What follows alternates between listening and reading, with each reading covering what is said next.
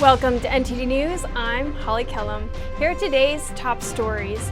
The top U.S. diplomat to Ukraine testifies to Congress. Democrats claim explosive evidence, but Republicans say otherwise. We all know Vice President Mike Pence gives second speech on America's policy on China. A look at what to expect. 39 bodies found in a truck in England. A 25-year-old driver arrested. More on UK Prime Minister Boris Johnson's reaction. Amazon lacks drivers in its biggest overseas market, but drivers want better conditions. More on Amazon's response.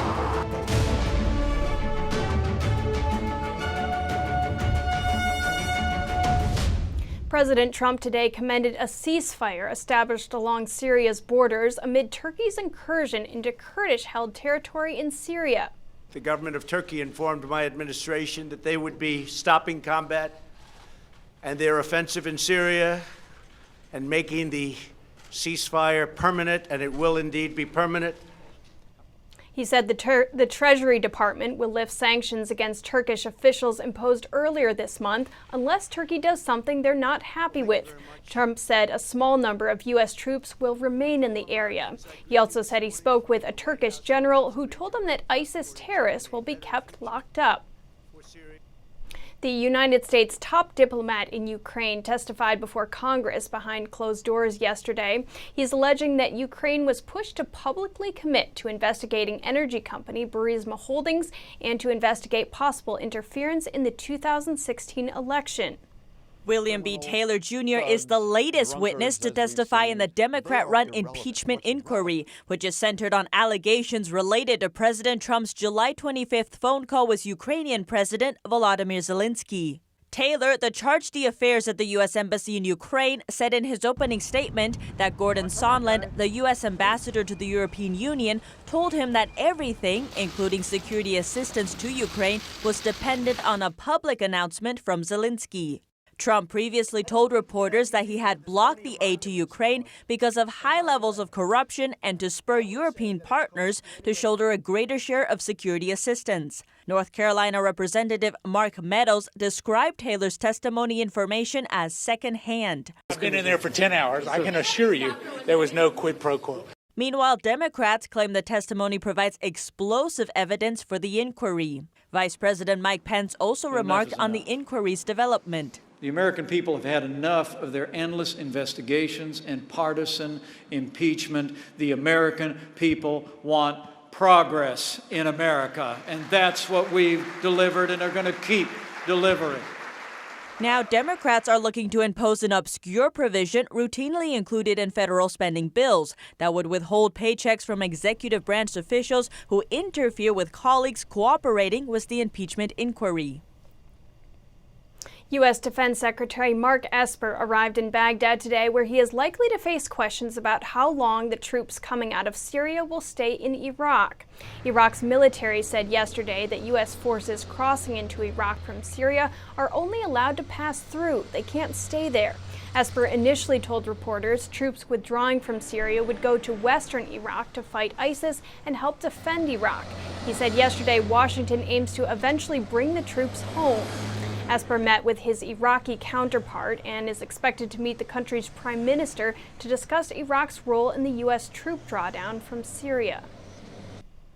Russia and Turkey have agreed to create a safe zone in northern Syria that will remove Kurdish fighters along the border. It's not yet clear, though, if the Kurds will agree to the deal. According to the deal, starting on Wednesday, Russian and Syrian forces will remove the Syrian Kurdish YPG militia to beyond 19 miles from the Turkish border.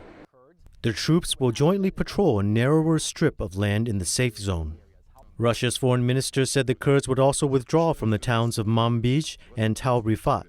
The memorandum noted that Russia and Turkey will also work to contain terrorist elements from springing up in the area. Our resolution acknowledges the vital role that our Kurdish and Arab Syrian partners have played in rooting out and destroying the ISIS caliphate. The move comes about 2 weeks after the White House announced the withdrawal of American forces from the border. Defense Secretary Mark Esper also echoed President Trump's message. And we certainly didn't sign up to help them establish an autonomous Kurdish state. That was the conflict that the Turks put us in between. Despite the U.S. withdrawal, U.S. officials have said President Trump is prepared to use military force again. Russia and Egypt discussed joint projects between the two countries today on the sidelines of the Russia-Africa summit. The projects include the construction of the Aldaba nuclear power plant and Russian industrial zone in Egypt. We are working very actively in these areas. I'm talking about investments of $190 million in the development of infrastructure and attracting up to $7 billion. In May last year, the presidents of both countries signed a 50-year agreement to build a Russian industrial zone east of Port Said as part of the new Suez Canal economic zone. We are very keen in speeding up the process of realizing this project in the Suez Canal area. We are also very interested in finding solutions to all the unresolved issues surrounding this project so that Russian companies and businesses can come, get registered, and start operating in this zone.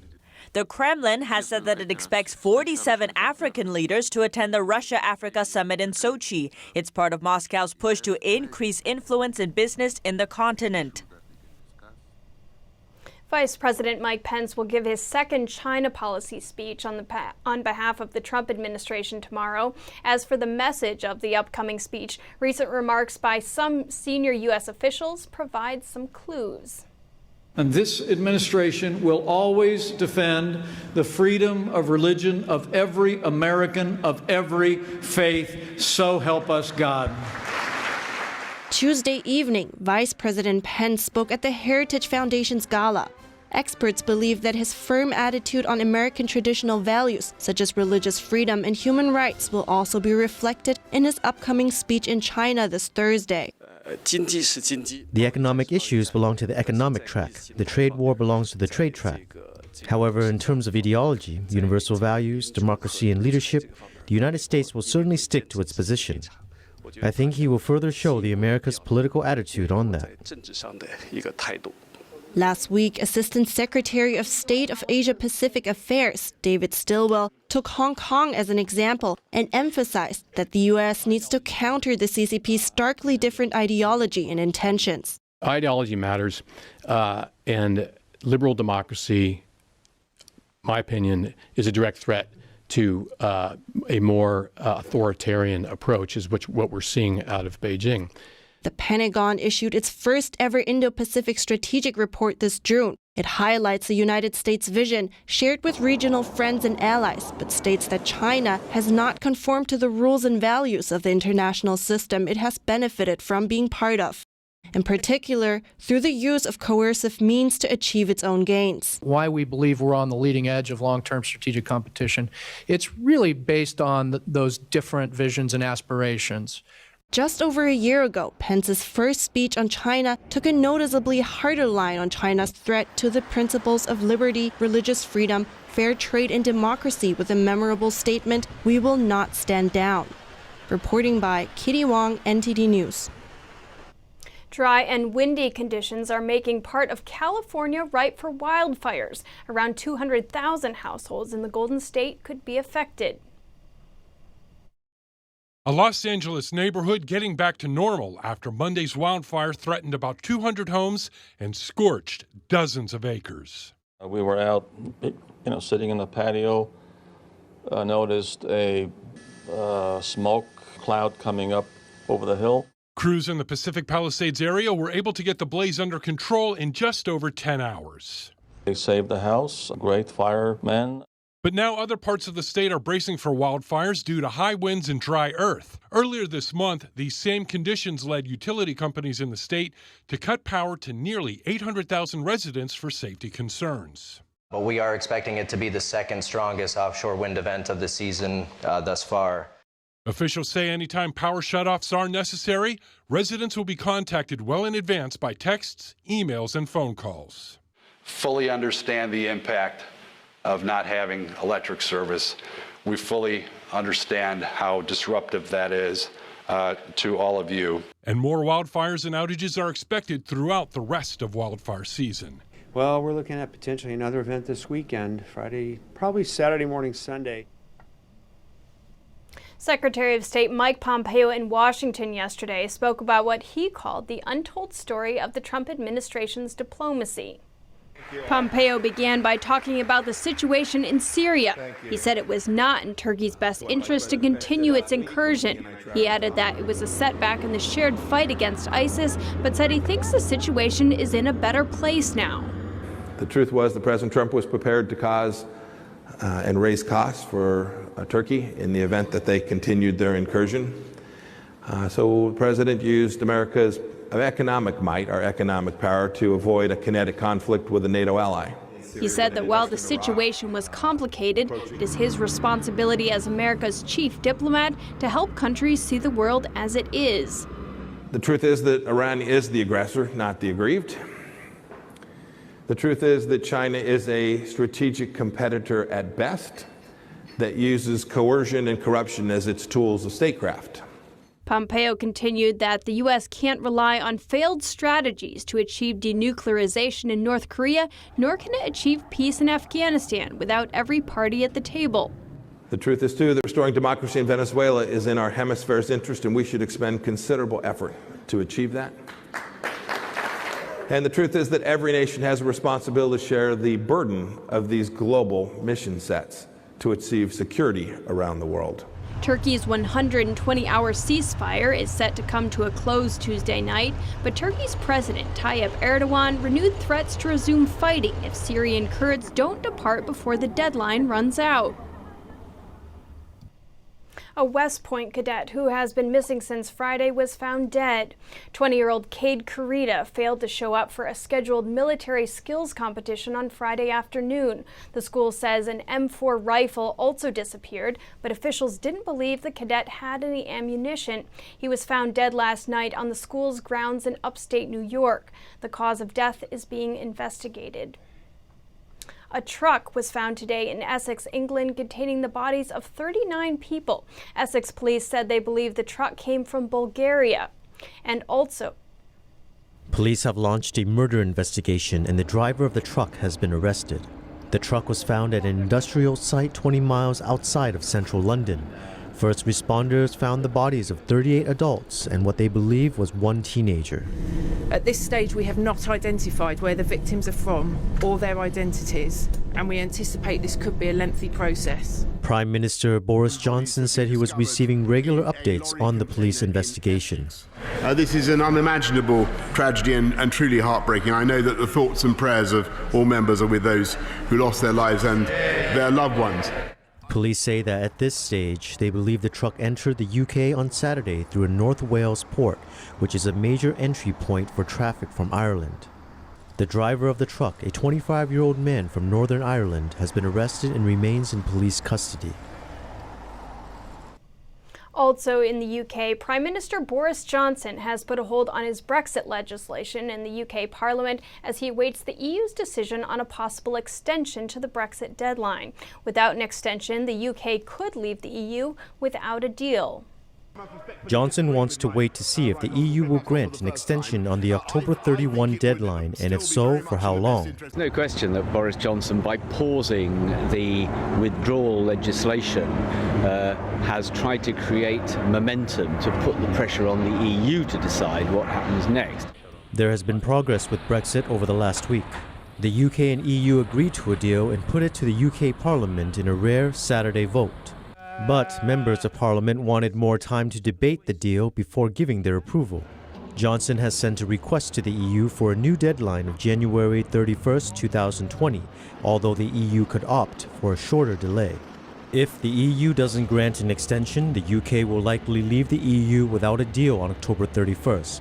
But after recent efforts from the EU and the UK to get this far, that seems unlikely.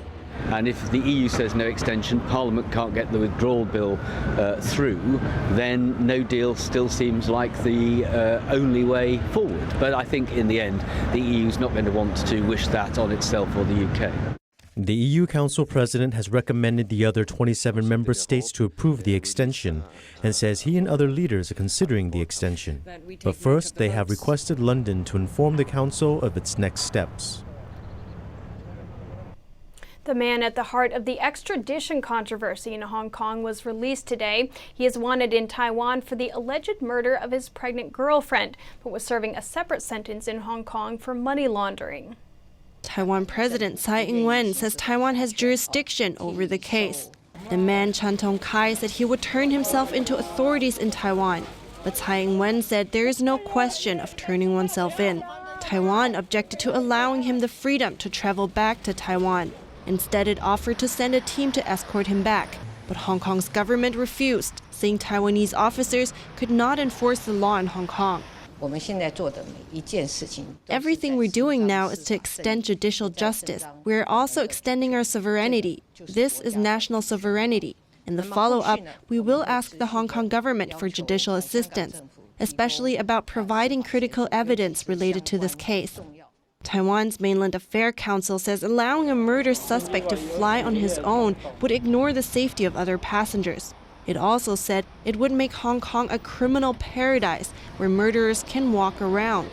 Hong Kong has been reeling from 5 months of unrest, originally triggered by an extradition bill that has now evolved into a pro-democracy movement. The government has announced it will withdraw the bill, but the protests have not stopped.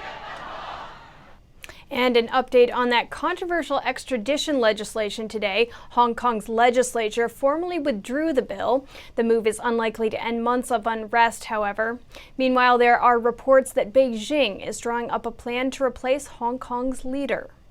In accordance with Rule 64-2, I formally announced the withdrawal of the extradition bill. Thank you, Mr. President.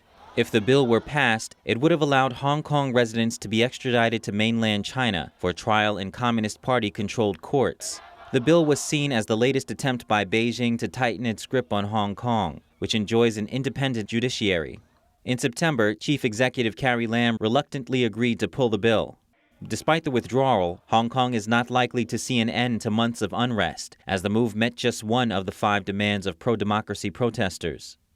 The Financial Times is reporting that China plans to replace Lam with an interim chief executive, citing people briefed on the deliberations. That person would take charge until her term ends in 2022, but the sources also said it's not an imminent move. They say China would wait for Hong Kong to stabilize before making the final decision. The paper says if China's leader Xi Jinping does sign off on the plan, Lam would be out of a job by March. On Wednesday, China's foreign ministry said the report was political rumor with ulterior motives. Lam's office said it would not comment on speculation. Up next, China bans popular YouTuber PewDiePie for talking about issues China considers sensitive. He says searches for his name in China now come up blank. More on that after the break.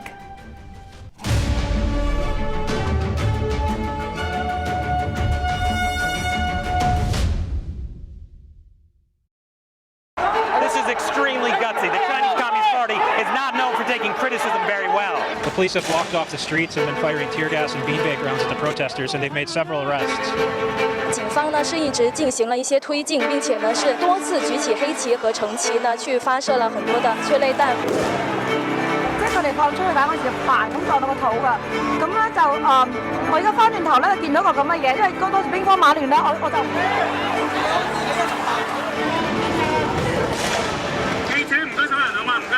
That's the media liaison. They're telling us that we need to get out of here. They're telling the press to leave.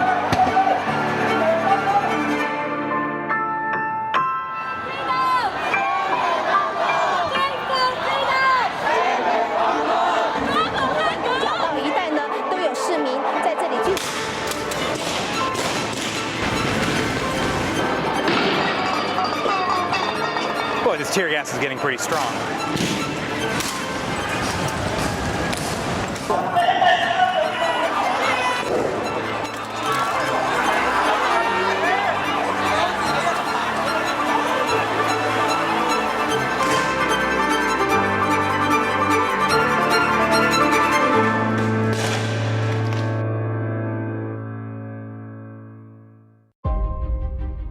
The lasting beauty of traditional oil painting, realistic style, brilliant, moving, expressive.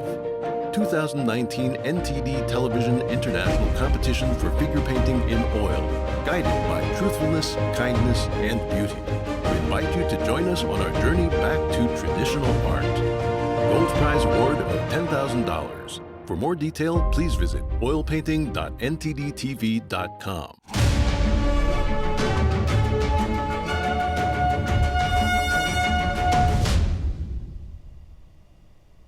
A popular YouTuber, PewDiePie, has been banned in China after commenting on a number of issues, including the Hong Kong protests, the NBA controversy, and the now banned South Park series.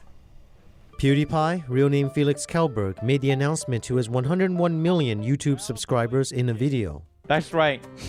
After I spoke about the Hong Kong protest and showed their leader being mocked as looking like Winnie the Pooh, I got banned from China. It's not completely clear what this ban consists of, since YouTube and PewDiePie's videos are already blocked in China behind the country's Great Firewall. According to Kjellberg, a search of his name in the country on any site, including Reddit or YouTube, will show up a blank result. This was also accompanied by a series of tweets on his Twitter page. In another tweet, the YouTuber also revealed that the country had taken copyright ownership of his name in 2017. Indonesian investigators told victims' families today that the crash of a Lion Air 737 MAX jet last October was caused in part by mechanical and design issues. It's been a year-long wait for answers for next of kin of the victims killed in the Lion Air jet crash. Families gathered to hear explanations by Indonesian investigators ahead of the release of a final report. 189 people died on the Lion Air 737 MAX jet shortly after it took off from Jakarta. The 737 MAX was grounded worldwide after a second deadly crash in Ethiopia 5 months later in March. Investigators told victims' families in the closed-door briefing that mechanical and design issues contributed to the Indonesian crash. Contributing factors included incorrect assumptions on how an anti-stall device functioned and how pilots would react. Those here to receive the conclusions said they weren't satisfied, with relatives expressing disappointment that direct responsibility wasn't assigned. One said sanctions should be applied to the airline. The final report will be released publicly on Friday. Up next, Japanese automakers aim for smaller electric cars. They aim to supply an aging population on Japan's narrow streets. That and more after the break.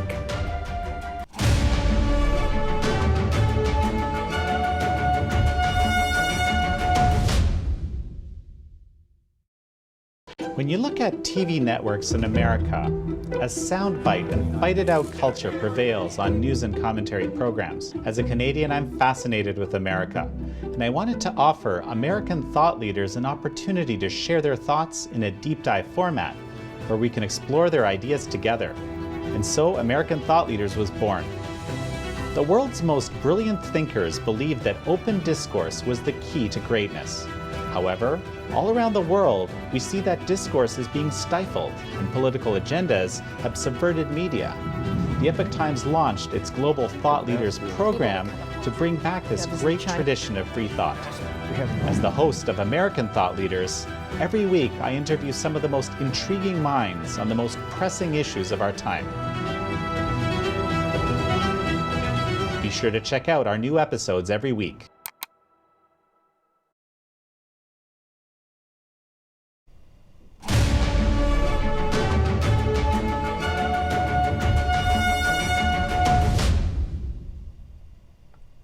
Amazon is facing a shortage of drivers in its biggest international market. Every half an hour, 50 vans sweep into Amazon's distribution center in Mannheim, Germany, and sweep out again with up to 200 parcels and a precise delivery plan in each. Designed to maximize speed and minimize costs, the expansion is not without its difficulties, grueling hours for contract drivers. One such driver, a 35-year-old father of 4 from Syria, eventually quit after 7 months. His wish, shorter working hours. I wish at least the working hours for loading and deliveries would be limited. 8 or 9 hours with a break, that's all. Drivers said working days are as long as 12 hours because of the sheer number of parcels that need delivering. Meanwhile, the director of Amazon Logistics in Germany said the agreement with drivers is based on hours instead of packages. It's the job of the service provider and our job to support the driver to make sure the packages are then taken on by another driver. According to the head of logistics consultancy, MDU, Amazon sends almost a third of the 1.4 billion parcels delivered to private customers in Germany each year. He estimates the parcel delivery sector overall is short of as many as 9,000 drivers.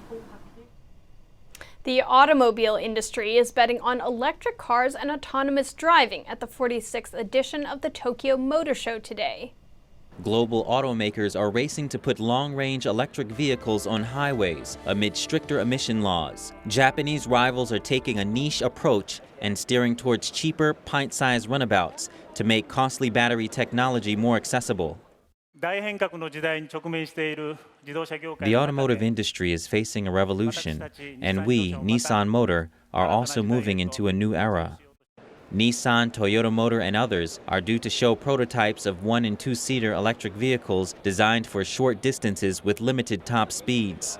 They say these are best placed for Japan's narrow streets, cramped parking spaces, and a rapidly aging society, and that the vehicles will eventually catch on globally too, as the aging population grows. But the jury is still out on whether these vehicles will work overseas. The Japanese strategy contrasts with that of General Motors, Volkswagen, and other global players, who are focusing on normal-sized passenger vehicles along with SUVs to compete with the top-selling Tesla Model 3 electric sedan.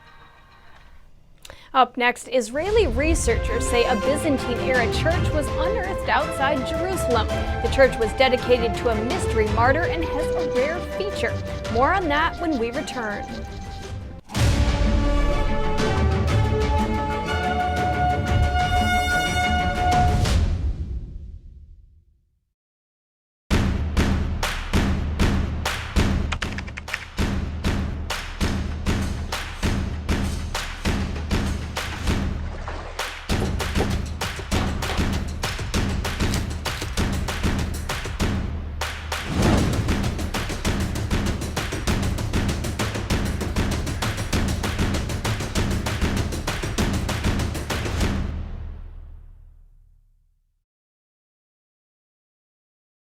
Our investigative reporters at the Epoch Times have spent 18 months uncovering the biggest political scandal in modern history. We connected the dots around Spygate, the actions by Obama-era officials against Trump's 2016 presidential campaign. Join me on Declassified as we bring you up-to-date developments on this unfolding scandal.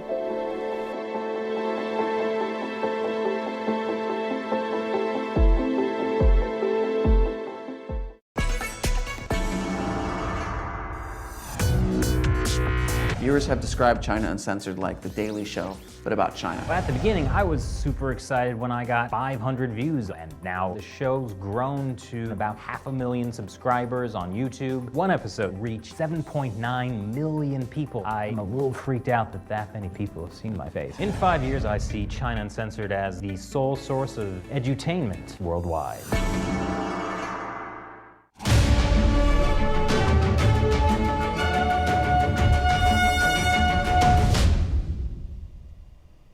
Israeli researchers said a Byzantine-era church built in honor of an unnamed martyr was unearthed outside Jerusalem. The 3-year dig uncovered floors decorated with vast mosaics depicting birds, fruit and plants, colorful frescoes, and a curious Greek inscription that has baffled the researchers. The story of this church is a church that expanded from the 6th century onward. It started, we found one inscription in the courtyard of the church which dedicates the site in the memory of a glorious martyr. The martyr is unnamed, and it's still a mystery who it is. The Israel Antiquities Authority dates the shrine to the 6th century. It's located about 10 miles west of Jerusalem. An underground crypt found below the main part of the church is believed to have housed the martyr's remains. This kind of construction is very rare. We only know of 4 examples of churches which have this kind of crypt. And behind me is where the relics of the martyr would have been kept. This is the most sanctified area of the church, and the reason which it was erected in its initial phase. Thanks for tuning in. Join us again tonight. I'm Holly Kellum.